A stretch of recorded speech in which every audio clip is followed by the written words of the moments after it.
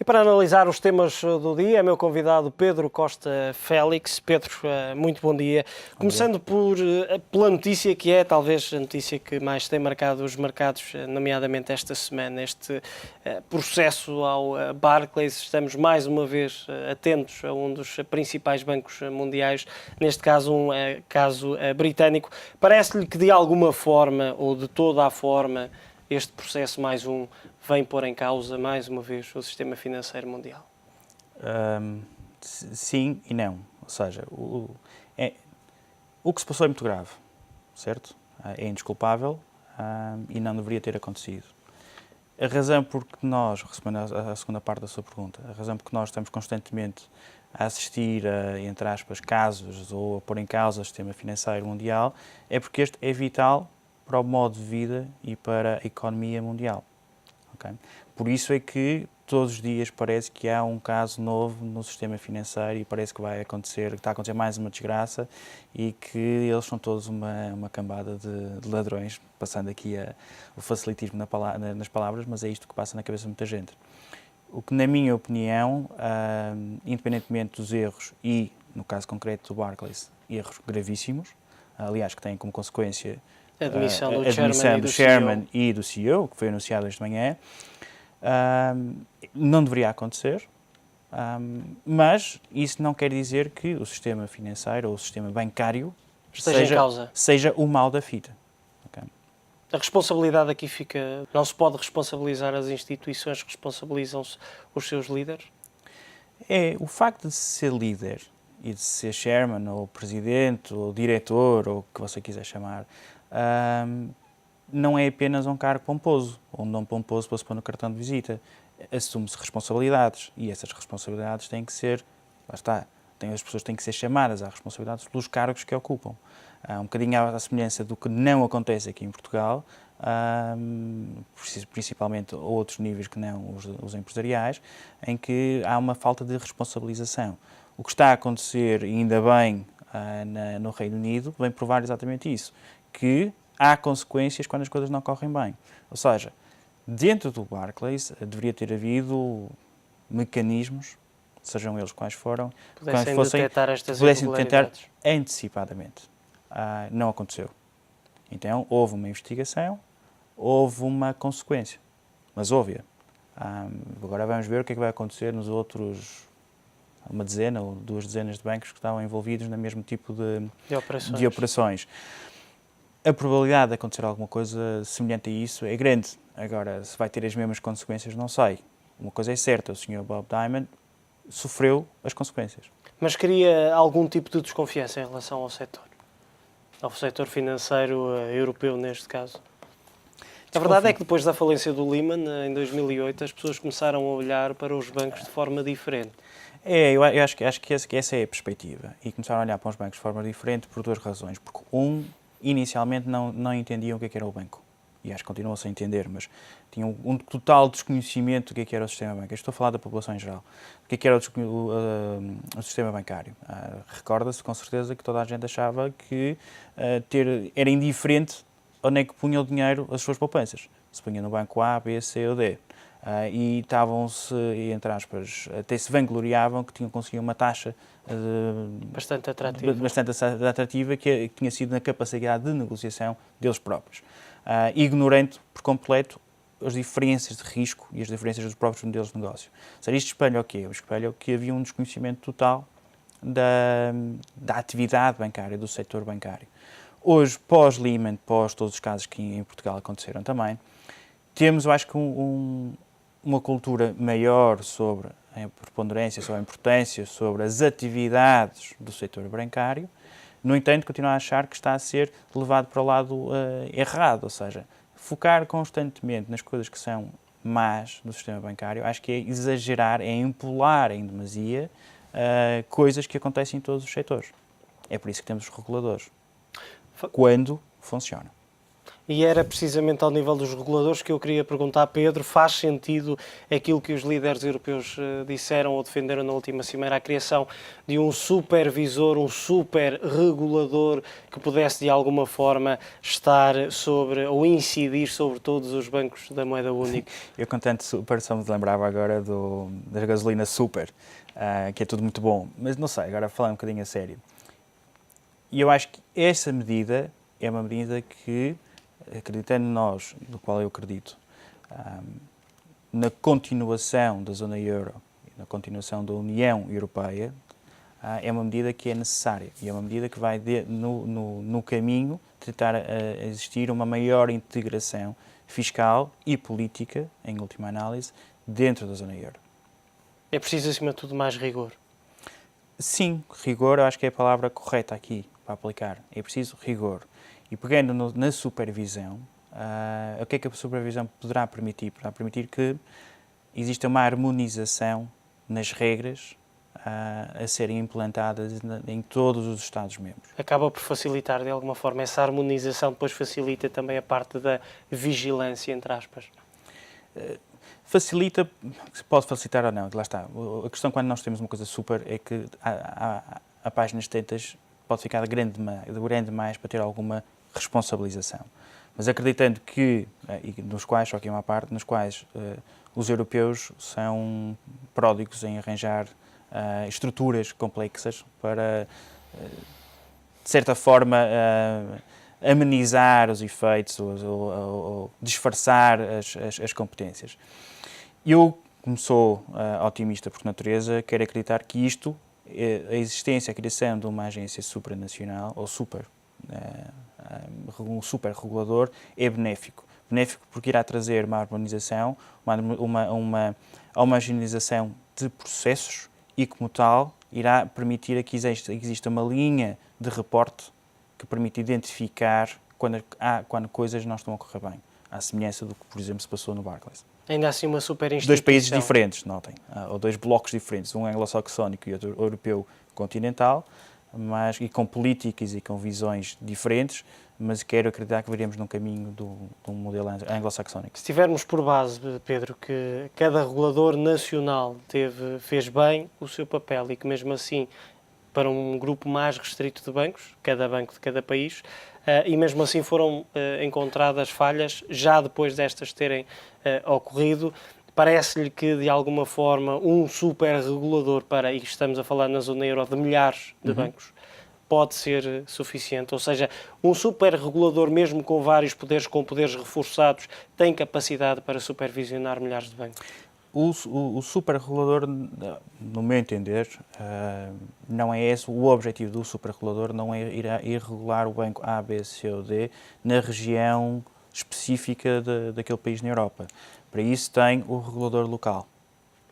O que o superregulador faz vai chamar à responsabilidade, vai conversar, vai integrar os diversos responsáveis pelos órgãos reguladores de cada um desses países. Ou seja, é esse o nível da estrutura. Caberia ao BCE nesse papel? Sim, se seguimos o exemplo do que existe um Banco de Portugal aqui no nosso país, à partida poderá ser esse a saída. Ou seja, o BCE tem grande potencial. Tem potencial para ser regulador, tem potencial para ser emissor de moeda, tem potencial para ser, entre aspas, o salvador da nossa crise. Agora, vai faltar muita vontade política para chegarmos aí.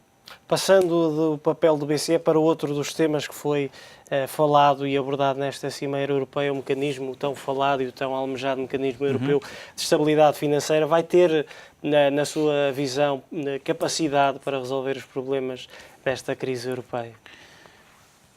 Não. Ou seja, não. Sim e não, vá. Do ponto de vista absoluto, o dinheiro que tem disponível é muito pouco. Daí a minha resposta inicial. Começa não. logo com uma grande limitação.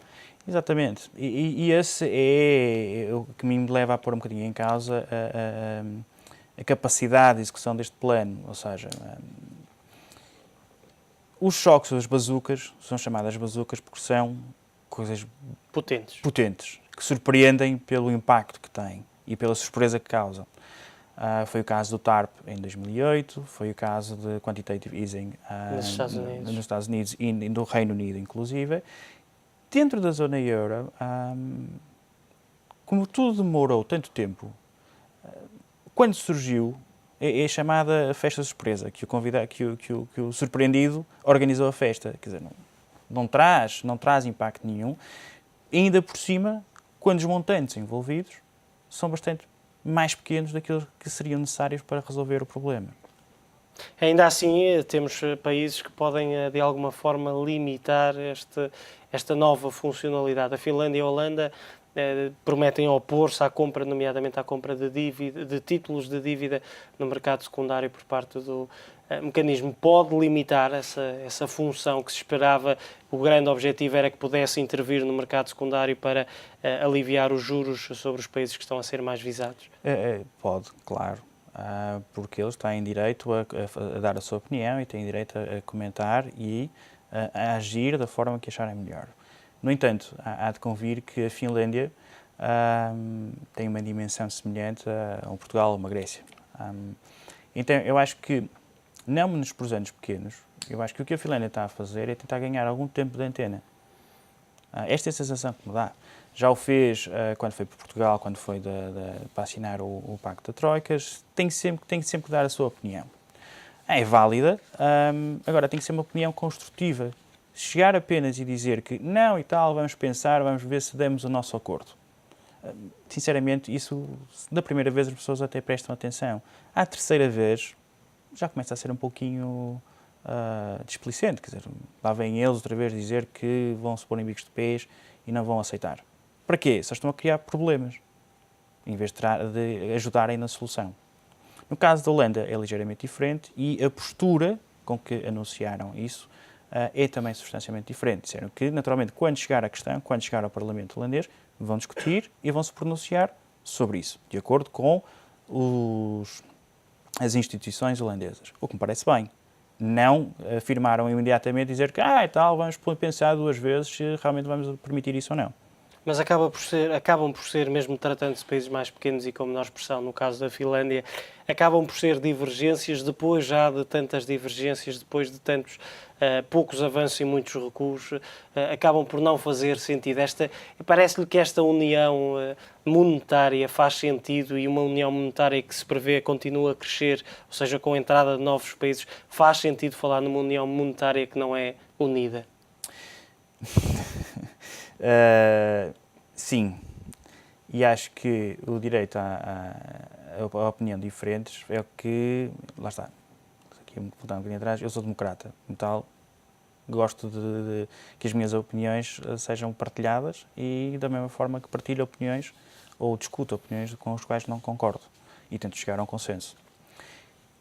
O segredo da União Europeia é precisamente esse.